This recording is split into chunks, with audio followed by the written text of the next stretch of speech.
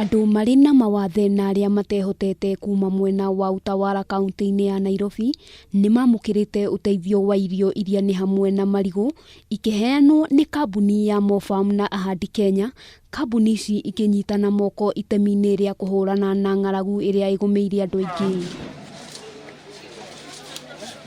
Oho nĩ augĩte maratanyĩte gũtuga andũ 300 arĩa maracokire kwĩyongerera, akiuga ona arĩa matarĩ na mawathe marĩ na mathĩna matiganĩte. Andũ maũkĩte matarĩtwo 300 arĩa mena mawathe, no nĩwona kwĩna andũ aingĩ mũno thĩinĩ wa manyũmba gũkũ matarona nginya na kĩndũ gĩa kũrĩa kana kĩndũ gĩa kũnyua.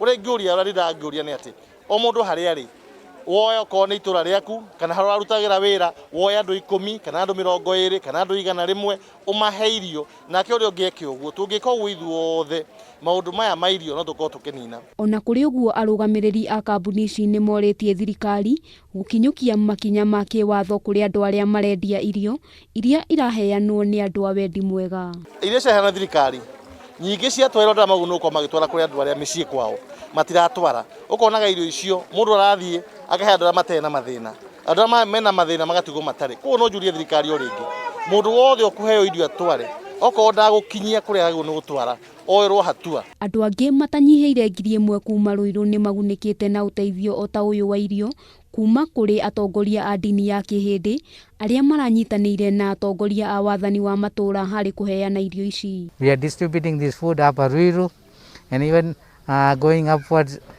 county of Ruiru, whatever the people are watu hapa wanapata, that we are trying to help them. We trying to do that watu wote jaribu tusaidia watu less privileged people, we have to look after them. Cibũ wa itũra rĩrĩ George Mwaura nake akĩũria andũ kũnyitanĩra na gũteithia arĩa matarĩ na ũhoti nĩguo gũtigĩrĩra gũtirĩ mũndũ wahatĩrĩrio nĩ ng'aragu. Tunatuomba wale wengine, mzigo tusio wa serikali tu, kitambo tufika kwa kila mtu, shughulika kwa jirani yako. Jirani yako asilale njaa, kama unaweza kumsaidia na unga hata kama ni nusu kilo.